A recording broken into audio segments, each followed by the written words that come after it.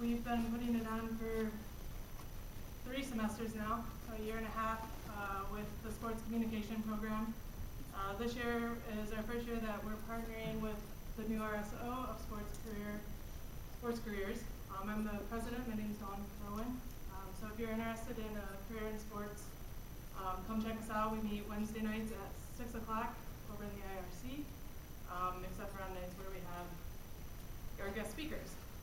I have the honor of introducing Ira Childress.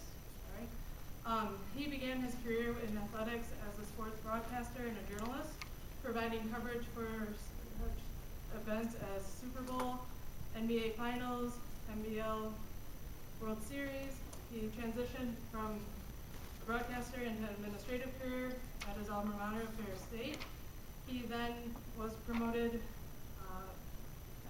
5 years here at Ferris, and then he went on to the NCAA as the assistant director for student athletes at Ferris. He worked providing initiative programs and helping shape careers of hundreds of NCAA coaches, administrators, and student athletes. He also served as the key administrator in the joint programs of the NFL. Ira received his bachelor's in applied speech here at Ferris, and then his master's in education, also from Ferris. He was a student athlete here, playing football, and I welcome Ira.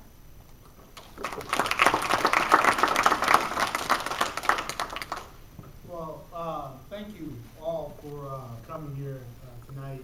We really want to make this worth your while. I guarantee you one thing: you're going to leave here with some great information to help you become successful. And I want to personally first thank Dr. Osbach for having me back here at Ferris State University. I love being back on campus. I love interacting with all the different people here. Had some great experiences here. Had a chance to build a great career right here at Ferris State University. Good to see, I don't know what her title is now. She was a dean last time I was here. Robin Teagan in the audience. Had a chance to, probably raise your hand, had a chance to interact with her a lot when I was here at Ferris, and I'm really excited to see her and her mother is here joining us. So that is great, and just all the colleagues. And I'll tell you, the biggest thing for me is just being back here and being so excited to really give you guys some great information and being on campus.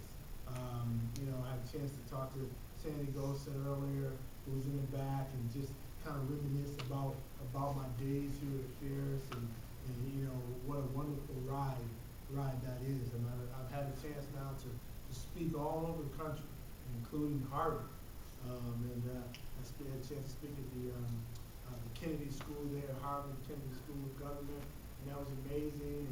And just spoke a couple weeks ago at Notre Dame, and just all over the nation. But there's nothing like being back here at your alma mater at Ferris State University. So I'm really excited about that opportunity. So now, as far as a career, the topic of tonight is how do you make your dream career become a reality. And it's a very complicated process, but it's an easy process at the same time. So it's a very complicated process, and there's not going to, it's a long process. There's a lot of things that make it go, a lot of things that make that possible. So sit back, buckle up. If I get too excited, just tell me to calm down. But I'm very passionate about this topic because the number one thing I can tell you in turning your dream career into that reality is belief. Having that belief in yourself. I can give you countless of stories where I had a dream. I knew I wanted to work in sports one day. I knew that I wanted to be a successful sportscaster. I knew I wanted to be a successful sport administrator. I knew I wanted to work with all the people you see on TV, NFL, NBA, Major League Baseball. That was my dream. all along, ever since I was a kid, I always wanted to do that. And I grew up with a tough upbringing, very difficult. I didn't have that silver spoon. I didn't have a way to pay for college. So on that journey to that dream, that took a lot of belief. I was knocked down several times getting to that end goal.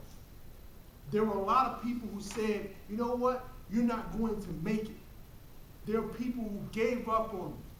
There are people who, when I told them my belief, they didn't follow that. They couldn't understand that. They said, well, you need to just go get a regular job. Well, I believed in myself, and I believed that my regular job was to do extraordinary things in the sports world. But that wasn't conventional. And people, a lot of times, are going to want you guys to be conventional. And if you step outside of that conventional thinking, it's not a good thing in a lot of people's eyes. So the first thing I'm going to challenge you with is be unconventional and believe in your dream. Everybody says, I have a dream. I want to do this. If I ask you right now, there's a lot of hands will go up about what you want your dream to be. But do you really believe it? Do you really focus on it? And have you put the work in to get there? If I really challenge you on your dream, do you believe it? Well, there are so many people and so many obstacles in my way that I believe. People ask me all the time, hey, what's the key to your success? And the number one thing I tell them is belief. It sounds simple, right? But so many people say it, but they don't really believe it. They don't really want it. They'll tell you, hey, I want to be a lawyer, I want to be a doctor, or I want to play professional sports, or I want to work in sports. I get people all the time that come to me and say, hey, Mr. Childress, I want to work in sports like you. And I can look in their eyes, and I can tell they don't believe it. They're telling me, but they don't really believe it. So my challenge to you is, believe it. Don't just say it, actually believe it.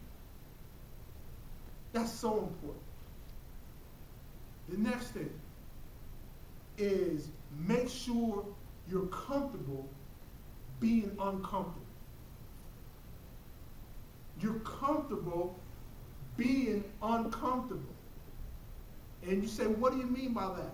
Well, what I mean by that is a lot of times on your road to your dream, there's going to be a lot of circumstances where they're going to be uncomfortable. Are you willing to be down to your last dollar to achieve that dream? Are you willing to sleep on somebody's couch for 6 months to achieve that dream?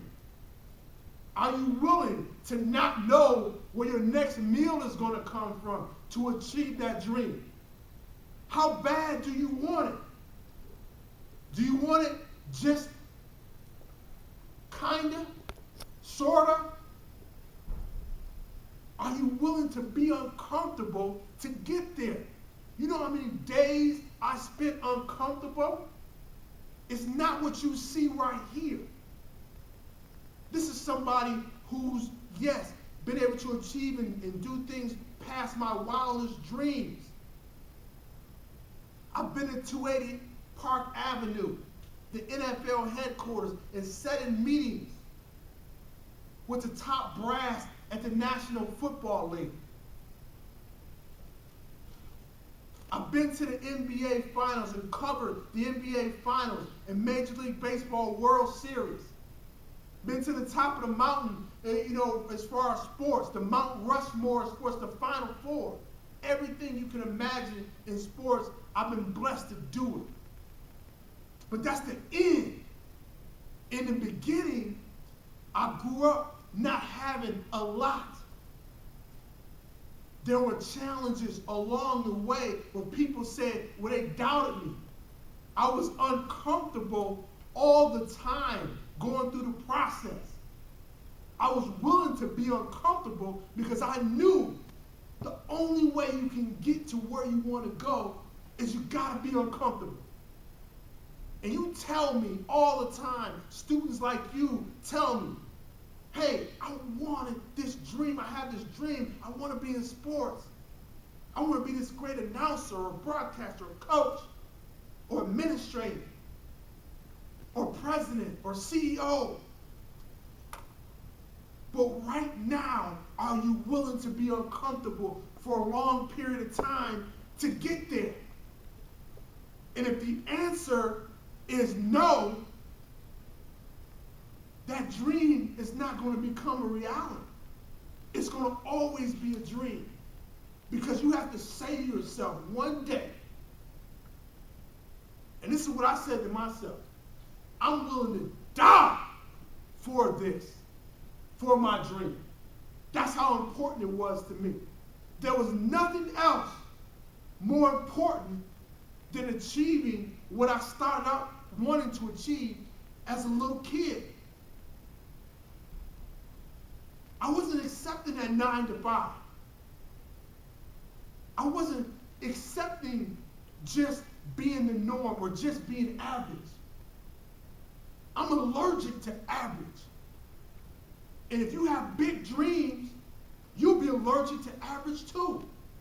Because the only way you can get there, they're not any average people from a work ethic standpoint, from a vision standpoint, from a passion standpoint.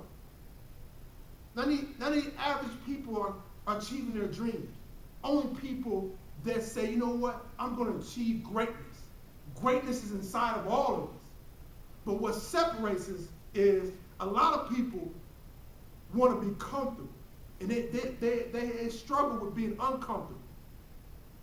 And until you're willing to walk out in that water and keep walking, and the water starts to get to right here, most people turn back because now they're uncomfortable. But when you're dreaming and you want to do something special and want to do something great, you're going to keep walking. When that water gets to right there, you're still walking.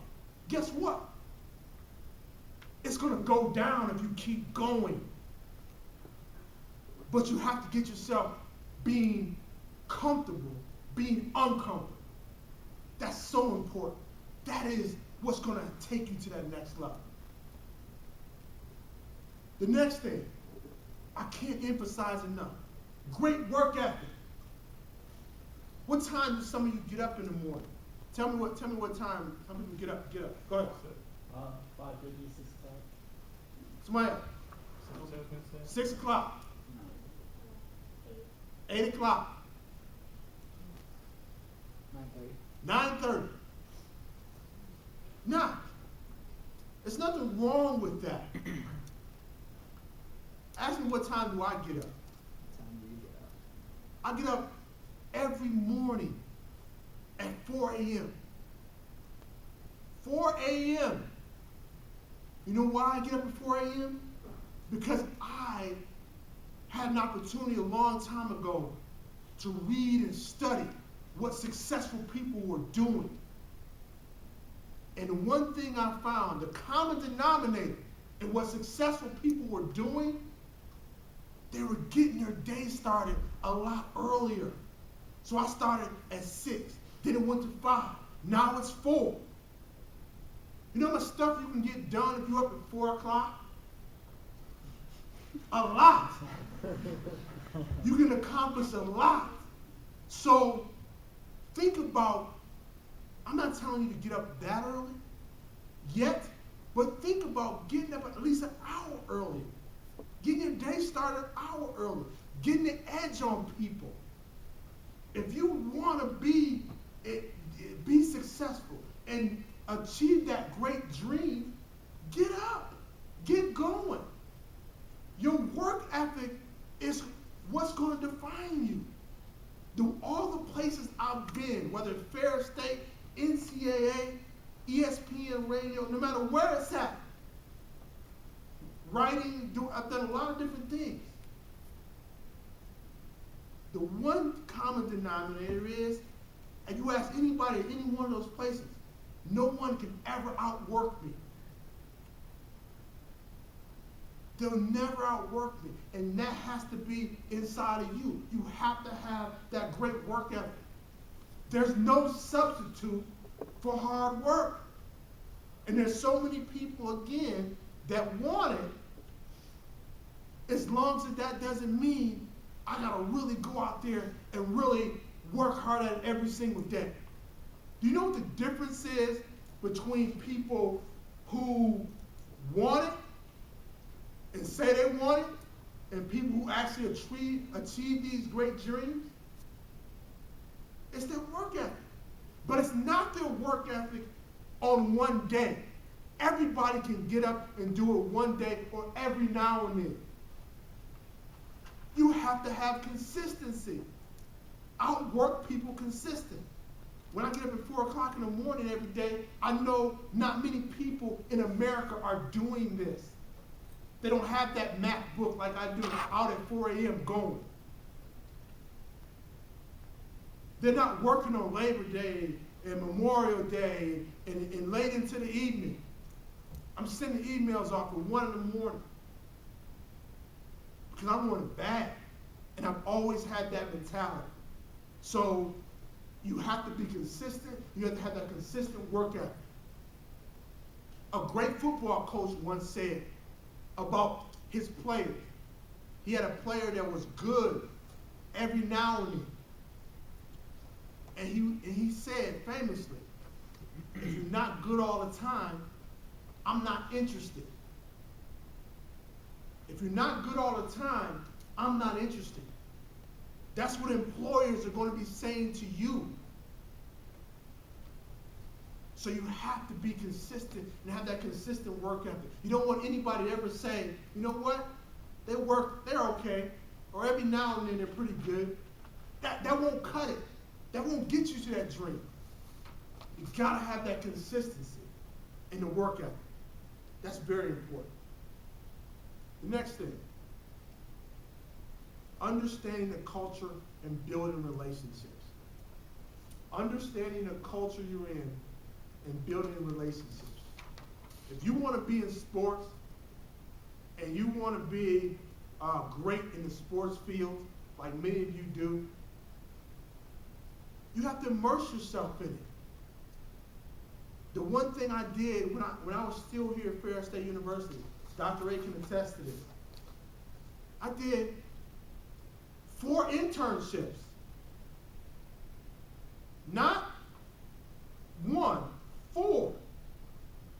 WZZM 13 down in Grand Rapids, Fox 2 News in Detroit, 9 and 10 News in Cadillac, in the Big Rapids Pioneer. 4 internships as an undergrad. Think about that. That's because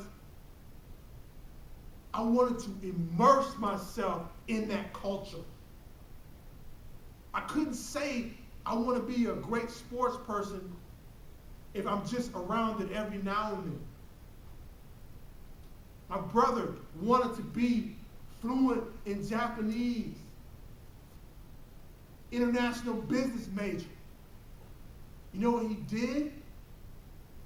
He moved in with Japanese people. He immersed himself in that culture. He went to Japan several times. So if you want to be around sports, forget the money. The money will come. Immerse yourself in that culture and get involved now. Don't wait. Now is the time. So make sure you're taking that opportunity to do that. And when you get inside, build relationships. All the relationships I had from years ago when I was here as a student, I still have now. All the relationships I had when I worked with people, I still have them now. It's a small world out there. Don't create any enemies. Yes, there may be some people who may not like you along the way, but for the most part, people should be excited to see you come. Build those relationships. Foster those relationships. Nurture those relationships. There's a book out there that I would highly recommend. It's called Never Eat Alone. Never Eat Alone by Ferris. If you get a chance, write that down and pick it up.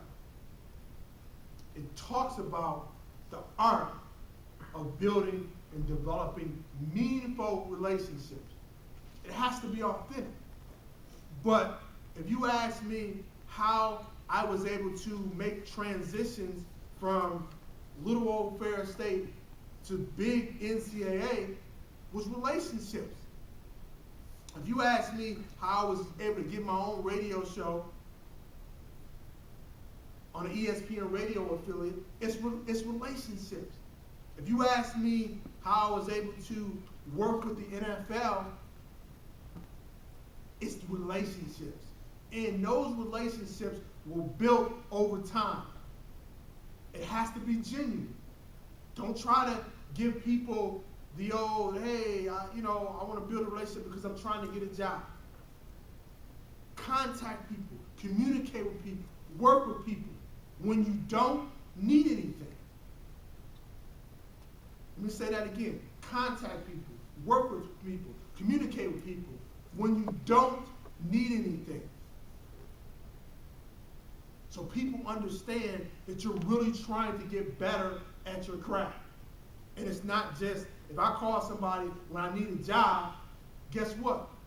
Everyone's doing that. That's not a genuine relationship. But if I've been working with this person for several months and a job happens to come up and I've done good work, what's going to happen? They're going to look to me 9 times out of 10 because I've developed that relationship. So immerse yourself in the culture and build that relationship. Very important. The next thing, and this is something that's just huge to me, is have a love for that dream career. I've seen so many people have a dream and have a dream career, but they don't necessarily love it. I'm not talking about like it a lot. I'm not talking about it's okay. I'm talking about absolutely love it. What I'm doing right now in the sports world, I wake up every day excited. I'm talking about super excited. Can't wait to get up because I love what I'm doing. I would be doing this if, don't tell anybody, for free, because I love it. It's a great passion of mine. So ask yourself, do you want to get in sports to make a lot of money? Do you want to be involved in your career for status? Do you want to get a date? Do you want to, whatever it is? That's not good enough. Because at some point, rubber's going to meet the road, and you're going to be out there, and you're going to have to chase this, you're going to have passion for it, and it's not going to come easy. And then you're going to ask yourself, well, I want to go do this now. Well, you didn't love it. Don't go after it if you don't love it. If you don't know what you don't love, if you don't know what you love right now, take a step back. Evaluate. But make sure you have love and passion for everything you do. That's essential. I cannot stress that enough. I've seen a lot of people go down a path because something was given to them or an opportunity just presented themselves. That's not good enough. You're taking an opportunity away from somebody who may actually love this. My first job in radio, I got pulled into the boss's office, and I was down in Detroit, and I was working on a show on 97.1 down in Detroit, and the boss said to me, he said, "Hey, we like the things you're doing on this show, and we want to bring you on and have you do some commentary." I was super excited. First time in a major market, going on radio, doing some commentary. He said, "Hey, we're going to bring you on tomorrow. You're going to start at 2. Monday." I ran out of the office. "I'll see you tomorrow." He called me and said, "Hey, by the way, 2 a.m., not p.m." So immediately, my heart sunk. I'm going on the radio. I told all my friends, "Hey, I'm doing the radio, doing commentary." Well, guess what?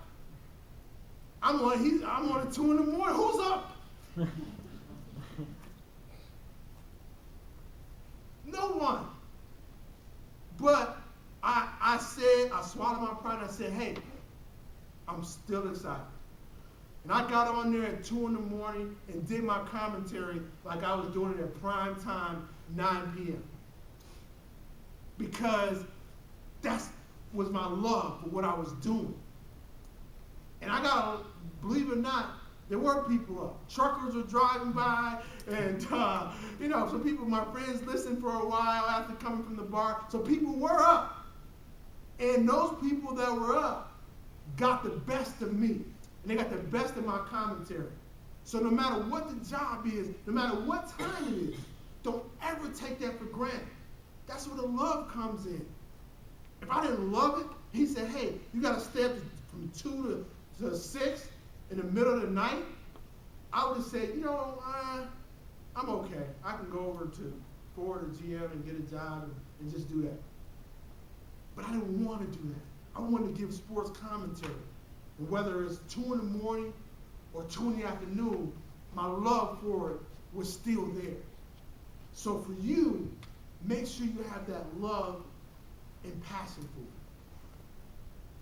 The final point I'm going to give you, because I want you guys to really ask some questions. I know you have them. The final point I want to give you tonight is so important. And it is, be resilient. Be resilient.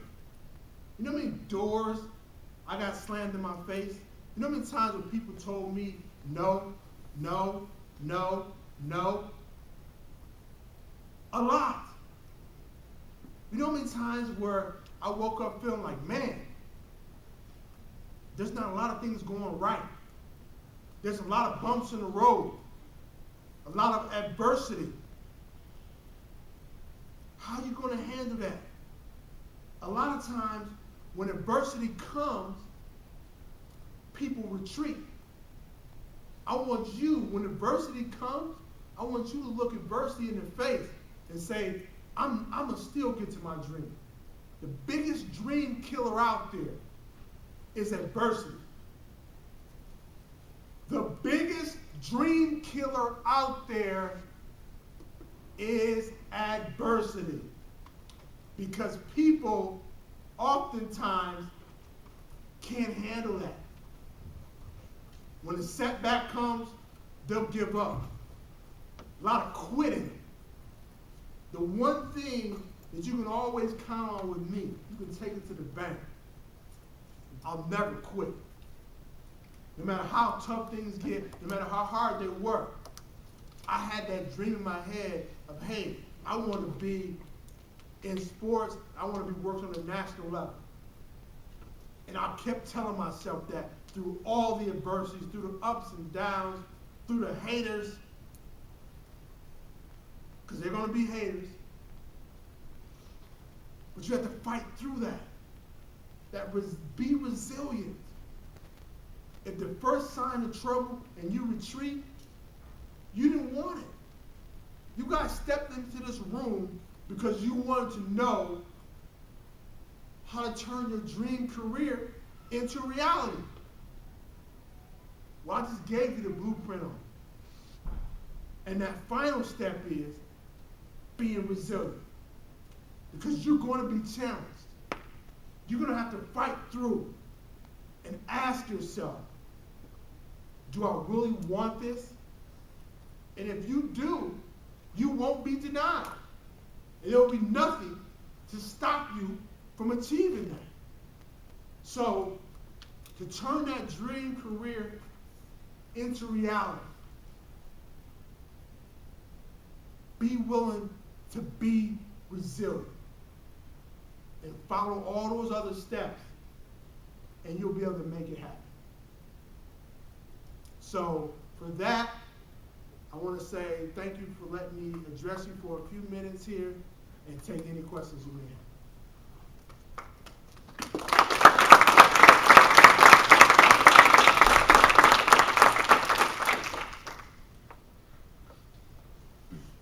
How did you know when to move on from when you first got your commentary? Like, I realized like that was your first step into what you wanted to do, but when did you realize like enough was enough with that job and you wanted to move on higher? Yeah, there's no cookie cutter answer for like, hey, this time's enough. I think it's a gut feeling when you feel like that you've mastered something. I felt like at that time I had mastered the commentary, and I had done some update work in radio and done some other stuff, and I had mastered the radio craft. Not just being on air. I went and learned how to produce a show. I went and learned and see what the people were doing behind the scenes. That's one tip of advice I would give to you. Learn the whole craft. If you want to be in sports radio, don't just learn how to go on air and be a blowhard on air. Understand how to run the board out, know how to run the board, understand how to produce the show, understand what the engineer's looking at. All of that stuff is important because most likely you're not going to start out at ESPN Radio 710 in Los Angeles. You're going to start out in Paducah, Kansas, or somewhere. And they're going to have you being the radio host, the producer, and the guy that's running the board.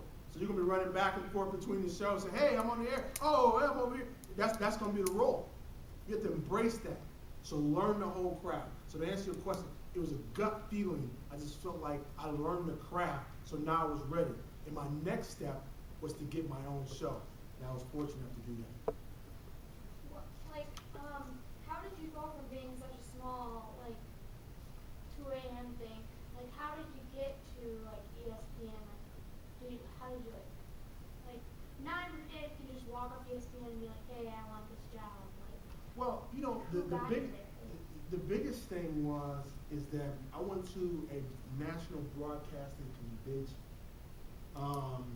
and ESPN Radio was starting an affiliate here in Michigan.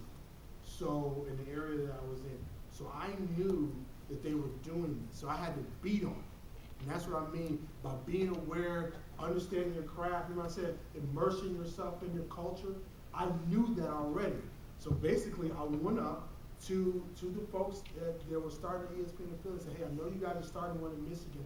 I just did a radio show. Blah blah blah. Here's my had a demo reel. Here's my demo reel. Let me know what you think. They called me and said, hey, this station is not even on the air yet, but it's going to be on at such and such a date, and we want you to come on to be our weekend host. And that's kind of how it started. I introduced myself and was proactive. A lot of things, hey, everyone says good things come to those who wait. Don't buy them. Go get it. Forget about good things come to those who wait. You go get it. I'm going to challenge you to pursue it. And then it'll happen. So I went up to them and told them, gave my demo reel. They got back to me a few weeks later. I was still working here at Ferris and said, hey, we want to bring you on. I said, okay, great. It's got to be weekends. I still work here. So I did it, and it went to #1 in the slot, and they wanted to bring me on full time, but I decided I had to stay here or do the radio, and I went to the NCAA. So that's kind of how that went. But it was fun. Did you do any media type things when you were here at school on campus, with exception to your Yes. internships and things that you've done? Great question. I used to, when I was on campus as a student, after I was done playing football, I started doing the football analysis on the TV, radio, the radio, and then it was broadcast over TV as well, with the television production area. So I did the analyst for football games, and also did it for basketball games, and also we would create a whole production. And what I also did was created a sports talk show while I was here on campus as a student. It was called Between the Lines, and I had a chance to do that with I worked with Steve Cox. Shout out to Steve, he does a good job in television production over there. I went to him with a plan, said, here's my plan. And he said, hey, I like the plan. We don't have a television show here, so there's a need for this. And we started up this show, and it ran locally on the campus TV. And then I went to Dr. A and said, hey, I have this plan. She looked at the plan, she made some adjustments to the plan, and said, hey, you have a great idea, take it up the food chain. So then I went to then President Bill Cedarberg and said, here's my plan for this new sports talk show. He said, I love the idea. And then I hit him with, well, we need $10,000. He almost fell out of his chair. But he said, you sure, what do you think? Are you sure this is gonna work? I said, this is gonna be a great hit. He said, well, I'm supportive of it. Go see our then Vice President Rick Duffy and ask him for $10,000. So essentially, I went to Rick Duffy like 5 or 6 times. He was never there. I kept going back. And I was persistent because I wanted this show for Ferris. I wanted to get on air. And I had this plan. So finally, to make a long story short, Rick approved it. We bought a whole new set. We were on air, and we were off and running for the first year. It went well. So now, the next year, Fox out of Cadillac and Traverse City said, hey, we want to pick this show up. So now we went from doing a local show on Ferris TV to being on Fox television every week, right after Michigan football. Hosting a show, I was hosting a show with all Ferris coaches and athletes on Fox 33. And that all started because I went and saw Steve, went and saw Dr. Ray, had a plan, took initiative.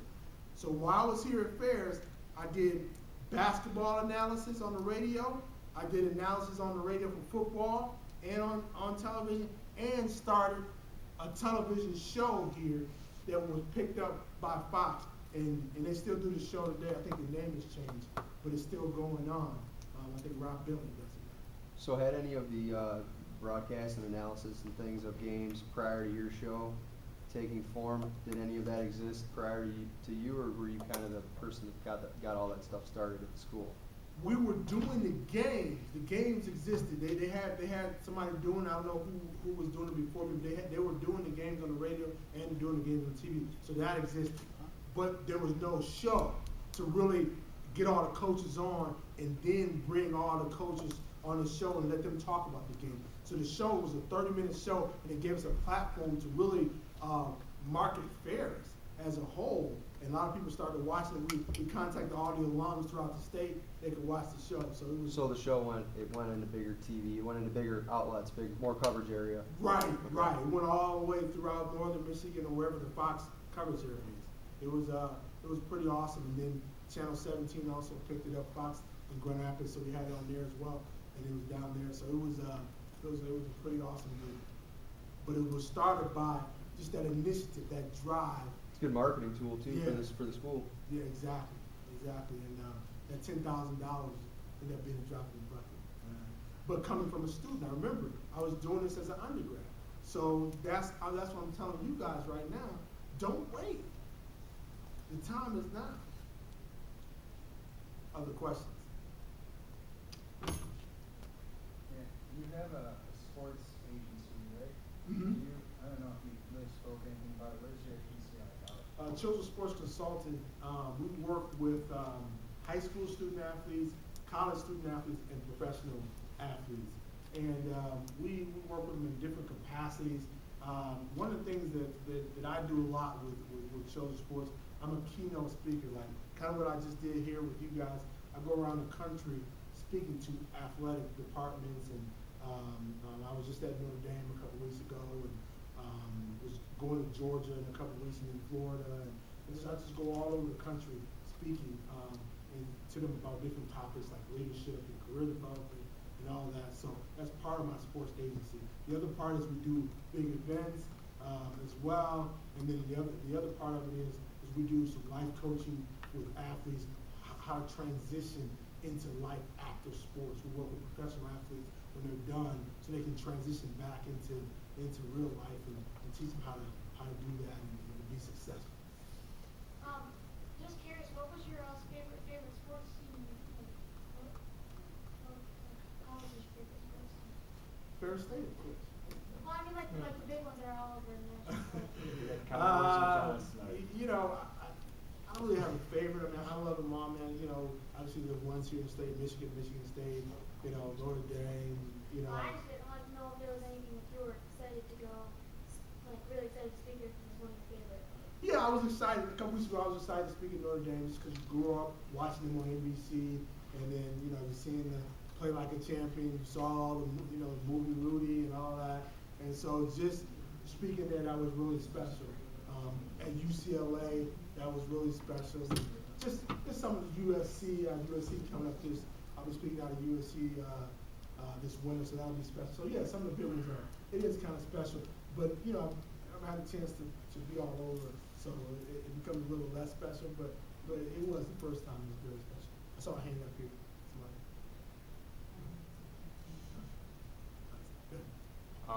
Along the way, you said a lot of people told you no, and there was a lot of times where you might want to quit, but you just worked through it.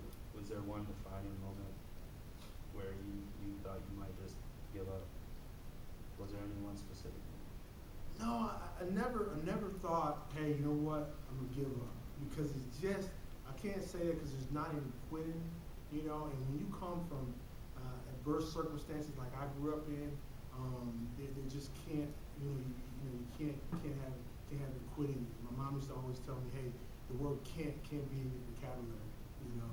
So you just can't, you can't be thinking about I'm gonna quit. Now, don't get me wrong, there's some tough times. All of you are going to go through some tough times. But you have to say to yourself, during those tough times, you have to keep the big picture in mind. Because it's not going to be easy. I would never sit up here and tell you, hey, you're going to get to do all this stuff and it's going to be easy. There's a price to pay. Remember I said about being uncomfortable? Learn to be comfortable being uncomfortable? That's along that path. That's along that path. Who in here wants to be in sports? Okay, a lot of them. Okay. Good. All right, some more sports questions. Who wants to know? Don't be afraid. All right. Should I go to law school if I want to be a sports agent? Would that help progress in my? Yes. Yeah. If you want to be a sports agent, I would suggest you to go to law school because you don't need it. You don't have to have it because obviously you can still negotiate a contract. In a lot of times with sports agents, it's about developing those relationships and getting people to sign on with you and being able to get them the best deal. Now, where I would say yes is because if you become so much more marketable, if you can say, hey, you know what, I'm a sports agent, I don't need to hire an attorney, I am an attorney. So I have the total package, and I'm the total package. But the other advice I would give you is being a sports agent, go to law school, get that law degree, but also start working, doing some internships, start working in sports and getting around it. Because if you come out of law school totally green and don't know anybody, don't have any connection to the sports world, guess what? The athletes aren't going to be willing to take a risk on you. They're not going to be willing to work with you. But if you're in the Detroit area, you say, hey, you know what, I'm gonna go to law school, but I really wanna do an internship with the Lions, or I really wanna come over here and volunteer and help out and work with Michigan football, basketball, or whatever. Now you're starting to get involved, and you can start developing relationships, and people can see you around athletics. You know, I mean, it's like if you want to be immersed in this culture, you have to tell yourself, I'm going to make sure that I'm around it every single day. I'm not going to be living in a vacuum and then want to come and be a sports agent. It doesn't work that way. You have to be around it and be connected to it. You know what I mean? What was your title with NCAA? I was the assistant director for student athlete affairs and leadership development. So I had a chance to work with coaches, athletic directors, and student athletes from around the country on trying to help them become better leaders, and be with the coaches. I work with the coaches on being able to be effective communicators and be good public speakers and understand how to work with the communities they were in. Everything that it took for them to be a successful head coach, except the X's and O's. They got that down pretty good. But what we try to do is make them more well-rounded. At the NCAA, I'll go in and do different workshops and talk to coaches and talk to student athletes and try to help them become well-rounded. How long were you at each of your different positions? I was at Ferris,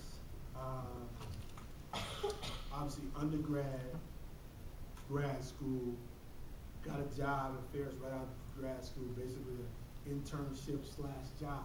That's another example. I got a job, when I got the opportunity, Rick Ducker, who I built a relationship with, TV show and all that, he said, hey, listen, we want to keep you around. Don't exactly know what we want you to do, but we'll try you out for 3 months in the summertime. I just graduated in May in the alumni department, and let's see how things work out. Well, right away, I was thinking like, you know what? I want to stay here for a while. I want to show my work. So I came up with some creative ideas to help our alumni get in the Detroit market and do some great things there. And guess what? The internship went to full-time job. And now I have my first full-time job. And I remember calling my mom and said, hey, I'm rich. I'm making $30,000 a year. Now it's on top of the world. First full-time job, excited. It was an amazing thing. It's not like $30,000 not much money. But it seemed like it at the time. When you're single, you don't have any bills, you're just living a life. So that was my first official job out of college. I was the assistant. I wasn't an assistant director, I was the coordinator of alumni affairs. And then in 5 years span, I got promoted 4 times in 5 years, and I ended up being the executive director of our alumni association. So it was just a matter of time. But again, working through everything, and having that vision of saying, hey, I have a dream of doing some great things. More questions? I see you guys. Don't hold back. Now is the time. When did you graduate from? Graduated from Ferris in 2003, a long time ago. You guys are probably in elementary. 3rd grade. Man, I feel old. Yeah. And then my master's was 2005. So. Any other questions? What was the most difficult challenge you faced in your career after Ferris? The most difficult, good question. When I got to the NCAA, the most difficult challenge was I felt like I went from, no offense to Ferris, let me say that first of all, I felt like I went from high school to the pros as an analogy. Everything was going 100 miles an hour, and they had so many people from Michigan and UCLA and all these big places. And here I am from small Ferris, and I know people were looking at me like, where the heck is Ferris and how the heck did you get here? So I felt like I had to prove, I had something to prove. So I had a chip on my shoulder because it was like all these people were from Big Ten, Pac-10, Ivy League, and I was from Ferris State. So it was, everything was going so fast. The work that I did here was like a tenth of what I was going to be asked to do there every single day. Because now, as my boss eloquently told me when I first started, she said simply, if you make a mistake at Ferris State, you know, your boss may get on you, you may kind of have a bad day or whatever. If you make a mistake here at the NCAA, you're on ESPN Sports Center in 10 minutes. No pressure. Now go get her. So, I mean, that was the thing. You went from worrying about your little small world at Ferris to worrying about all these people throughout the whole nation. We have 1,000 different universities all over the country, and they're all calling you about their issues. So you go from being local and regional to national. Now you're at a national organization. And everything you do is under the media watch. Remember talking to USA Today and ESPN and all these people, and you're just thinking like, whoa, you know, this is the big leagues, as they always say at the NCAA. It's the big leagues, and you're there with people who are competitive. So sometimes you're gonna get a job, and you're gonna be with people who aren't trying to be necessarily great teammates. They're saying, hey, I'm better than you. And here's I'm gonna show you. And so you have to say, no, I'm better than you. You have to get competitive back with them. So it was a very competitive environment. Very fun, but very competitive. And it took me a while to adjust, Robbie. It really took me a while to going from kind of coasting along here to 100 miles an hour. Everything was going so fast.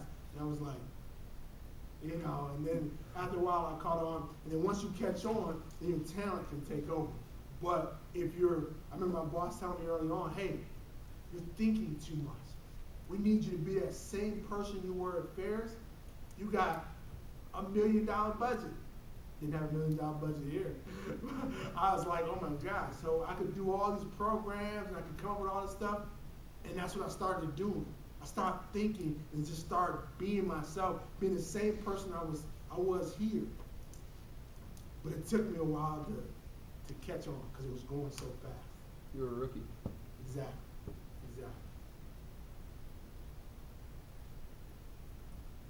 Any other questions? Well, if you guys have questions, you can catch me afterwards. I know sometimes people are afraid to ask them. And I want to thank you for your time. And thank you.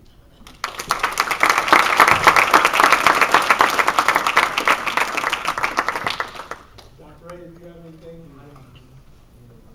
Is there a marker on the board